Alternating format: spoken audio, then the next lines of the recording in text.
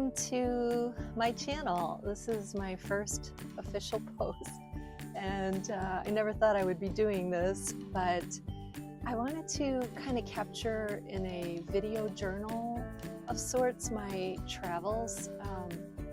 I miss my family when I'm on the road, and I thought this might be a way to kind of keep them connected, especially my grandkids. So I've been traveling in my Class C RV for about 6 years now. It's a born free. They don't make them anymore, but it's been a real blessing for me. I call her the breeze.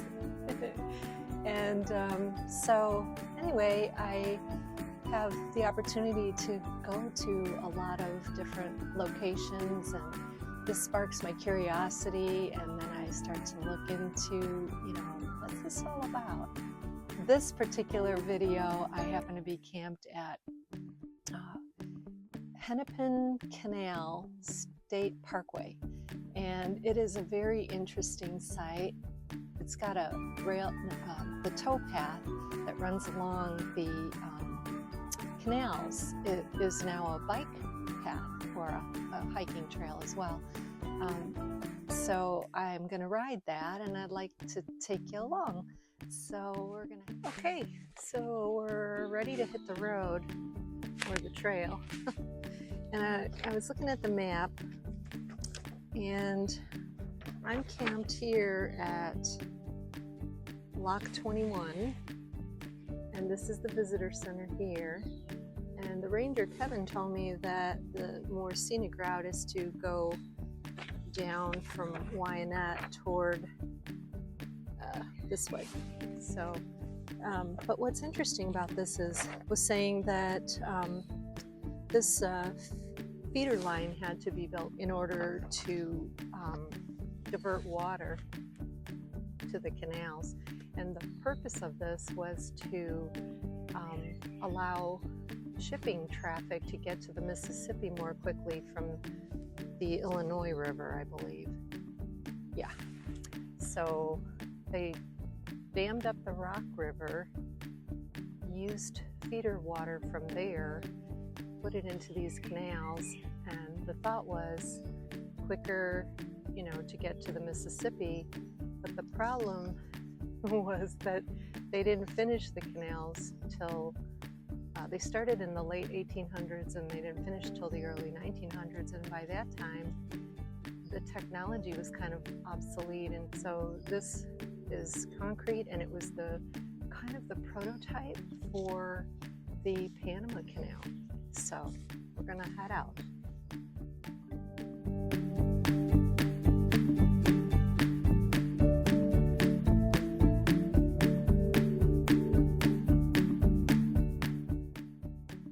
The campsite I stayed at was located in Lock 21. It's a dispersed site, so you have to be fully contained.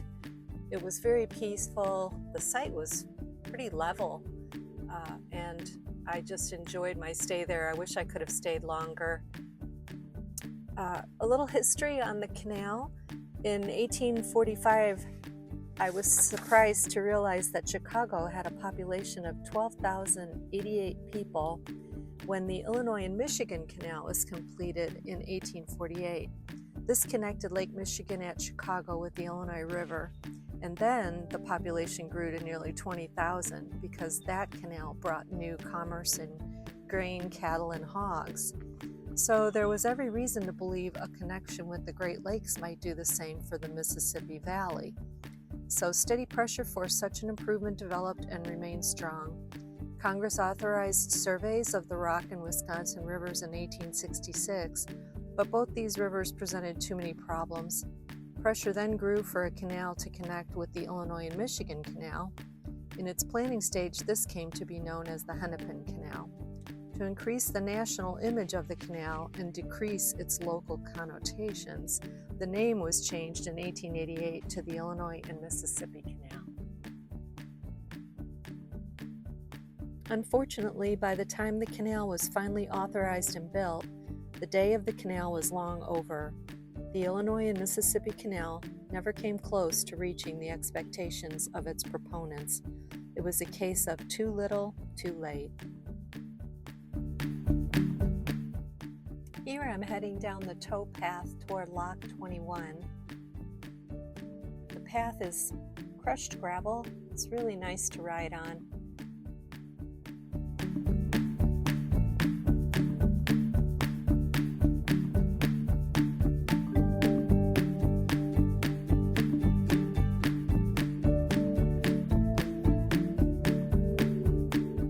There are some campsites located on the left side of the canal over there. These campsites were part of the Lock 21 campground. They were on a cul-de-sac. There were probably 4 campsites. It was a little difficult for my rig. I'm in a Class C because it was tall and the trees were low-hanging.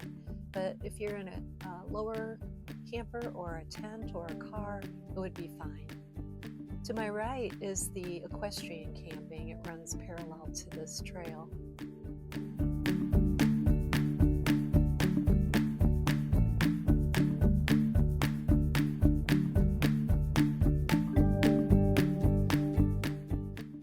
It was a beautiful sunny day, but it's hard to see that because during this time there was several wildfires in Canada, and the smoky haze had blown down into this section of Illinois.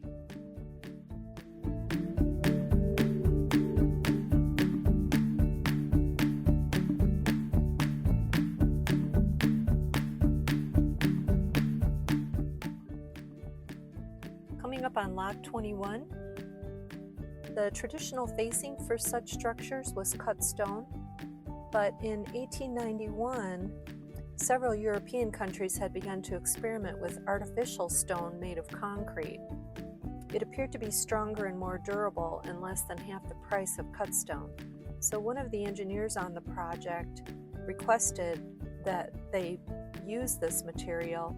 So the pioneering use of Portland cement by the engineers revolutionized the construction industry and set a new pattern for canal construction, especially at the Panama Canal project.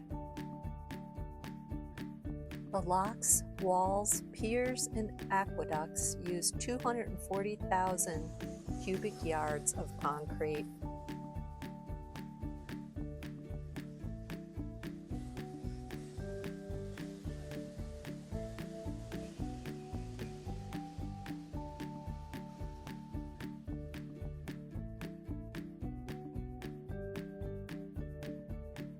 This bridge ahead was built to allow farmers to cross over the canal to reach their farmland.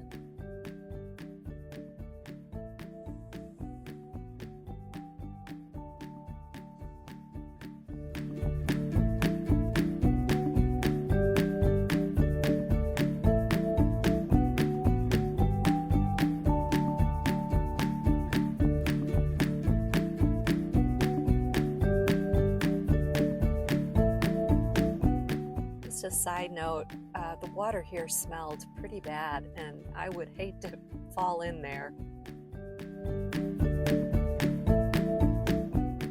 The visitor center had an interesting explanation of how these bridges were raised and lowered to allow boats to pass through.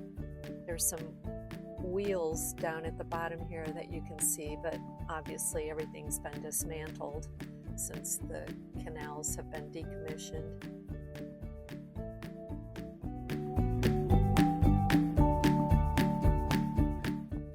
After years of planning, permitting, and construction, on October 11, 1907, water was finally turned into the completed canal for testing.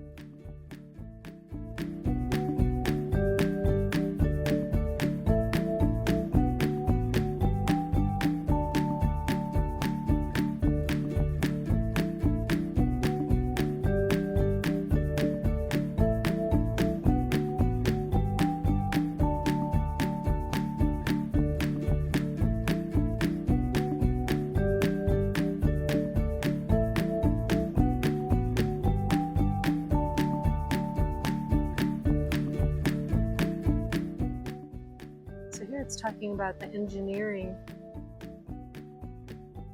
Let's see if I can read any of it. The Hennepin Canal was an engineering marvel. Many techniques and materials. Oh, I can't read it.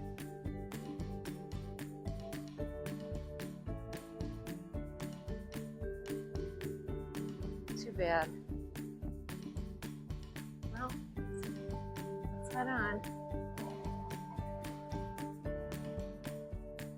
All right, so next stop will be the visitor center. I'm going to be heading back northwest up the canal trail. This is the road to the equestrian section. So you can camp here if you have horses. Coming up on the actual trail again. This will take me to the visitor center.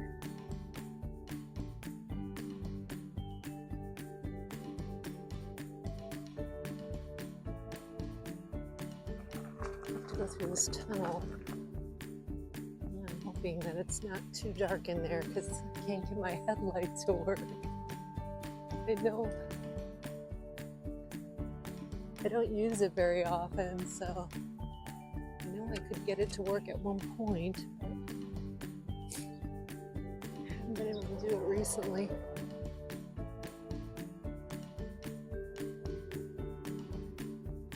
So that's Route 6. This tunnel goes under. I hope the wind isn't too bad. It's pretty windy today. And I'm heading right into it.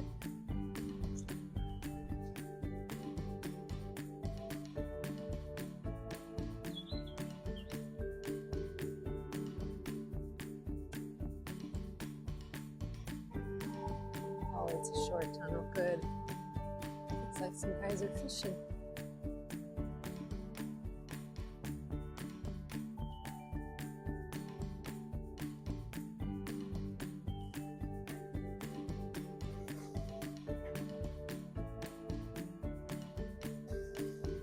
Hi.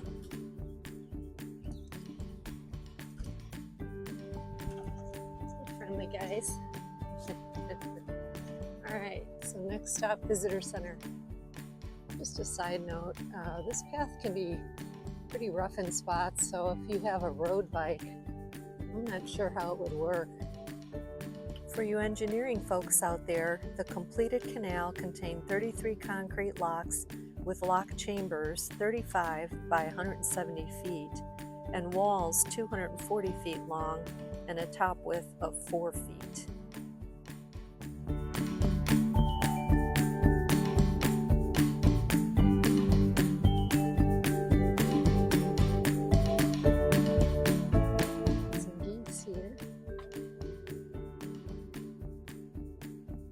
Slipped into the water. It's a little family.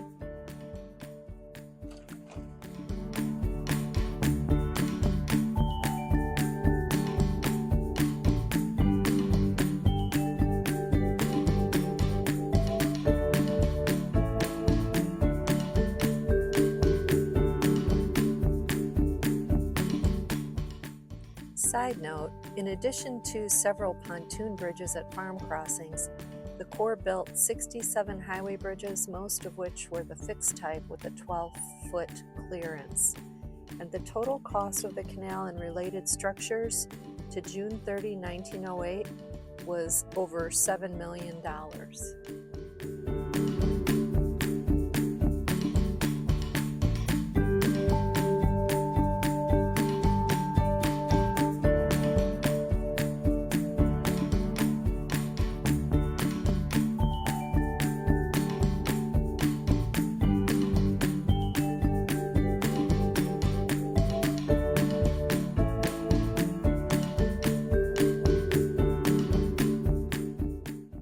Usage of the canal was disappointing from the start. When the canal was begun, Rock Island had been the prime coaling station on the Mississippi River. Shipments of coal to Rock Island alone could have kept the canal busy, but within months of the opening, the coal fields in central Illinois closed.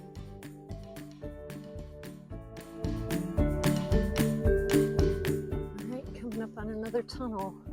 This section's pretty rough, but it's so cool to be riding out here where countless hooves and feet have trod. Oh, this one looks pretty dark. I was hoping, oh yeah, light at the end of the tunnel, as the saying goes.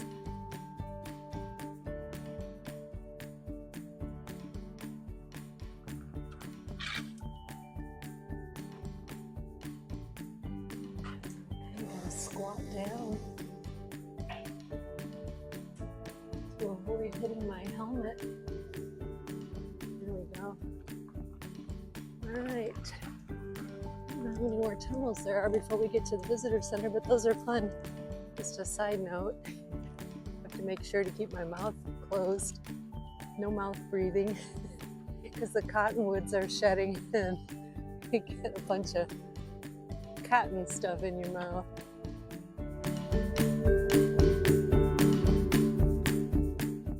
Okay, we are here at the visitor center. Let's go inside and take a look.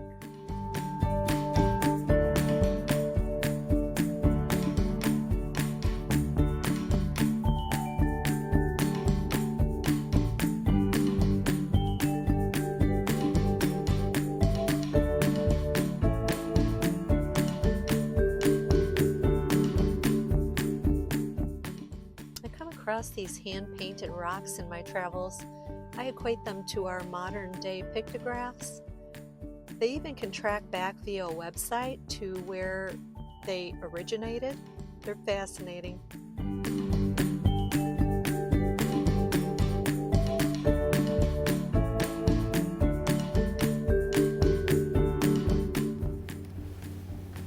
Okay, we're in the visitor center and wanted to record this. This is the salaries paid to the workers in 1910. It's pretty amazing. Apologies for the glare.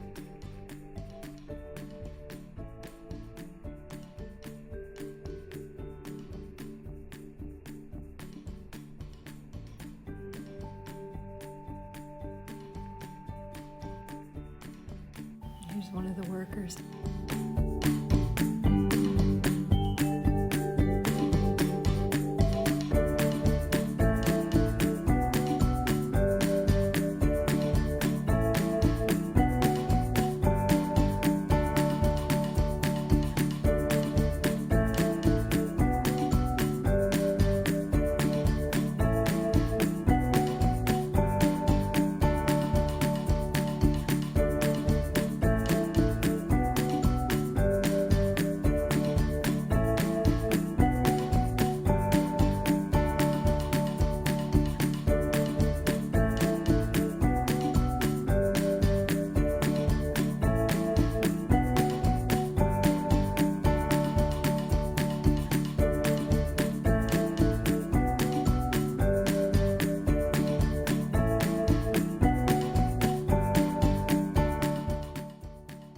A little more information about the decline of the canal. The Morton Salt Company of Chicago projected making large shipments to the Mississippi of their salt, but the deteriorating conditions of the Illinois and Michigan canals stopped that.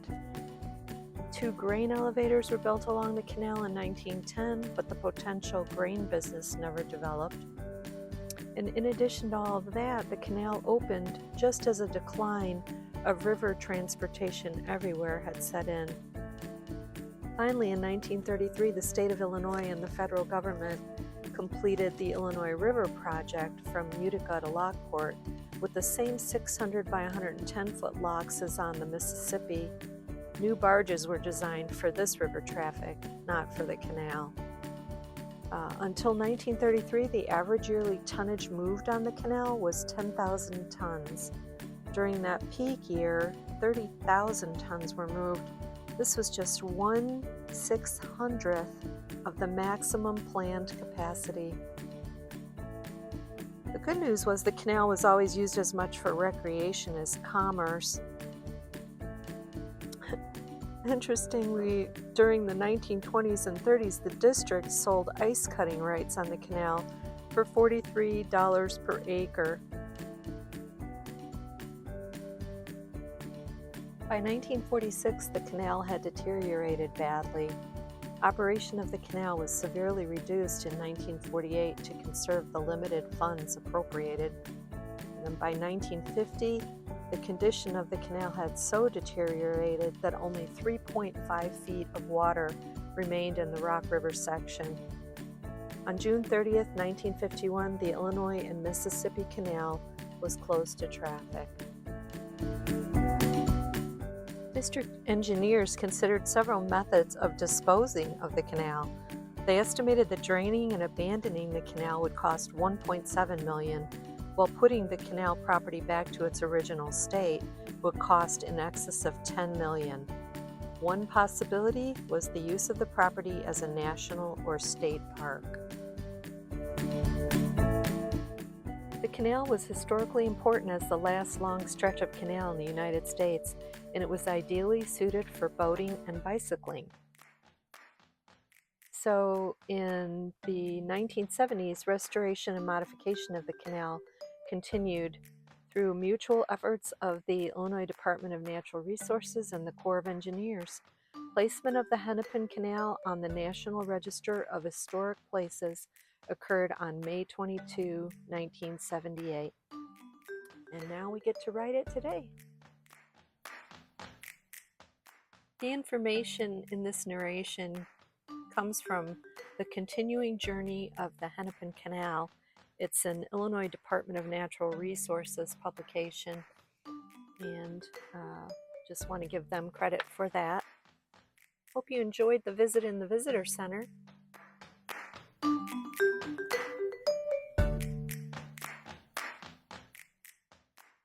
Headed back to the campground at Lock 21. This section of the trail by the Visitor Center, they had put down some sand, compacted sand. It was a little bit smoother going. So the round trip from the Lock 21 campground to the Visitor Center was about 12 miles. Hope you enjoyed this visit of the Hennepin Canal Parkway.